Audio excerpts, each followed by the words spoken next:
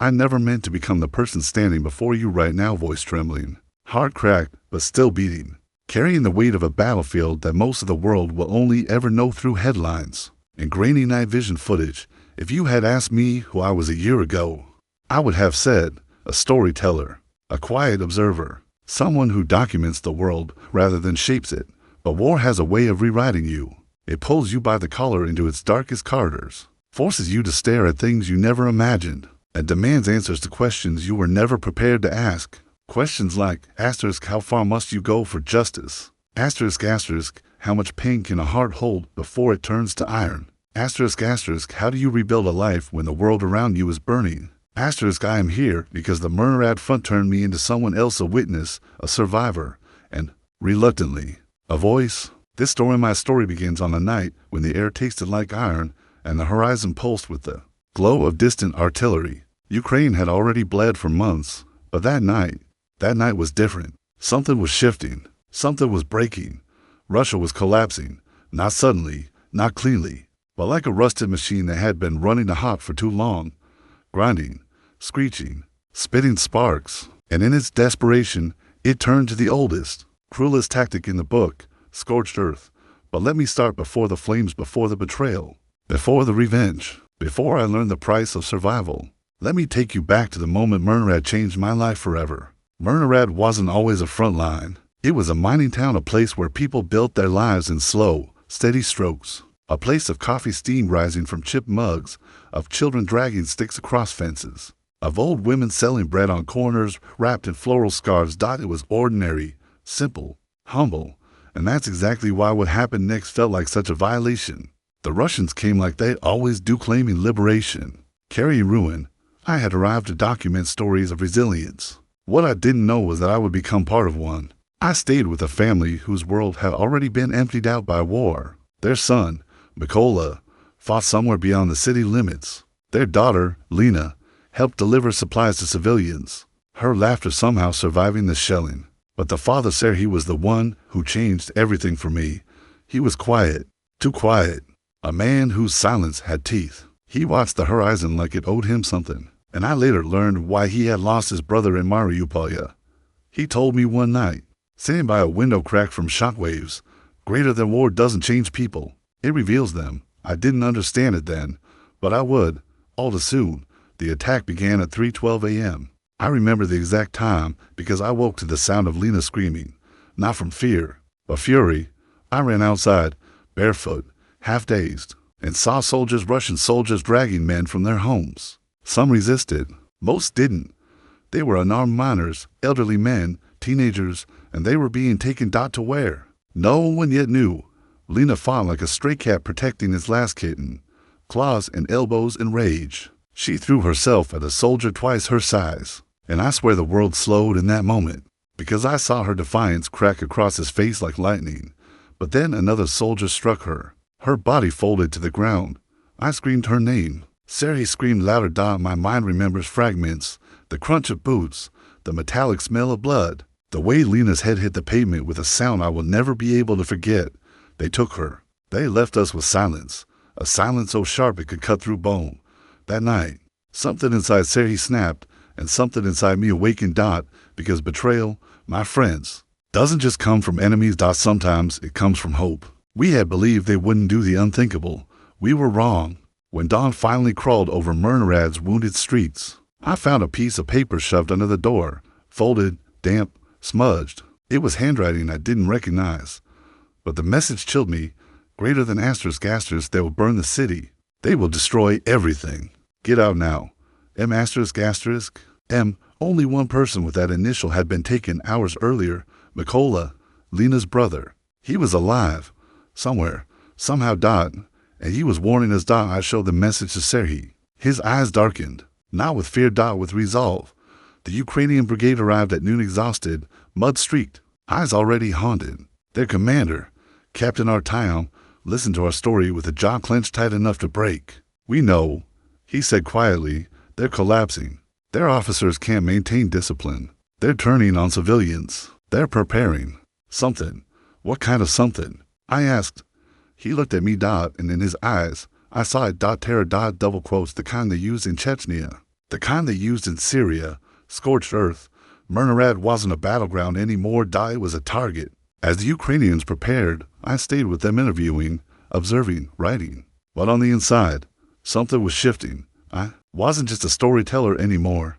I was becoming a witness to vengeance. It began with drones, not theirs, ours. The Ukrainian drones caught everything: the movement of armored columns retreating, the frantic repositioning of mortar teams, the chaos in Russian ranks. They were collapsing.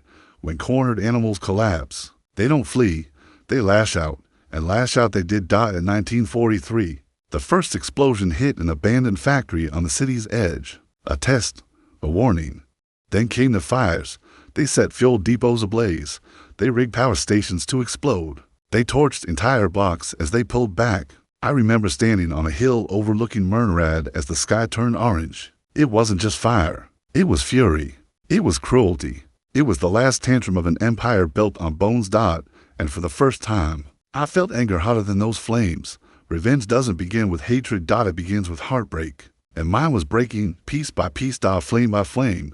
We found Mykola 2 nights later, or rather, we found Asterisk where he had been. Asterisk. The Ukrainians discovered a tunnel used by Russian troops to transport prisoners. Inside, we found bodies, too many bodies, but Mykola was not among them. Instead, we found something else, a map, a hand-drawn sketch, a note, asterisk, if you find this, I'm taking them to the old mine shaft, asterisk, and below that, a symbol I recognized from Sari's tattoo. I looked at him. He looked back, jaw set, eyes burning. He knew. He had always known. Tell me, I demanded. He didn't speak at first, but when he did, his voice was a wound. They executed my brother in that mine. He said, I swore I'd bury them in the same darkness. Revenge. It was never just my story. It was his. And now we were walking straight into the heart of it. The mine shaft was cold, dead, ancient. It swallowed sound and hope in equal measure. The deeper we went, the more I felt like the earth itself was holding its breath. We found Mykola, barely alive. Bruised. Broken. But breathing. And beside him, Lena. Alive. Barely conscious, but alive. The relief hit me so hard I nearly fell to my knees. But then we heard footsteps. Russian soldiers, retreating, panicked, desperate, and armed. Captain Artyom whispered, we hold the line here, but Sari stepped forward first.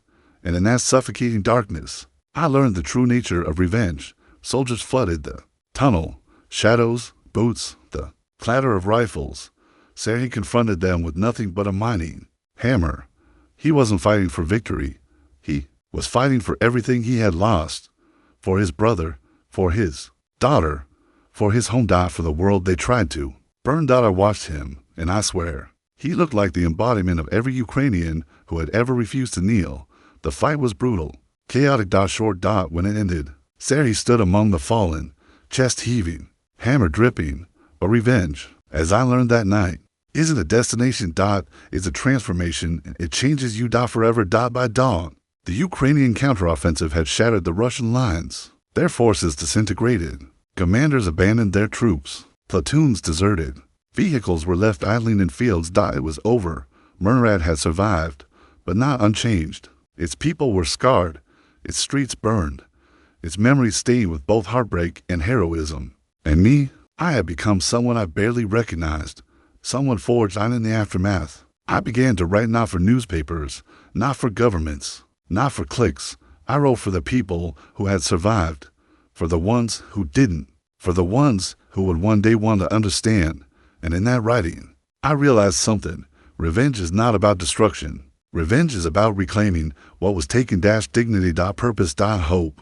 It's about standing in the ashes and saying, you did not break me. You see, the world thinks revenge is hatred, but it's not. Real revenge is survival. Real revenge is healing. Real revenge is rising again when no one expected you to. And that is what the people of Myrnohrad did. That is what Ukraine continues to do. And that is what you, sitting here must learn to, because every person alive will face their own battleground. Someday. Not with missiles. Not with gunfire, but with heartbreak. With betrayal, with people who leave you burning because they don't know how to face their own darkness. And when that moment comes, Remember Myrnohrad, remember that collapse is not the end. It is the turning point. When I last saw Serhi, he stood at the edge of the city, watching the sunrise through a haze of smoke. What now? I asked. He said something I will never forget. Greater than now we live, because that is the one victory they can never take from us. Revenge gave him strength, but life gave him meaning. And that after everything is the real victory. So here is my message to you. To the wounded. To the betrayed. To the people who feel like their world is burning. Asterisk, asterisk, you are not done. You are not broken.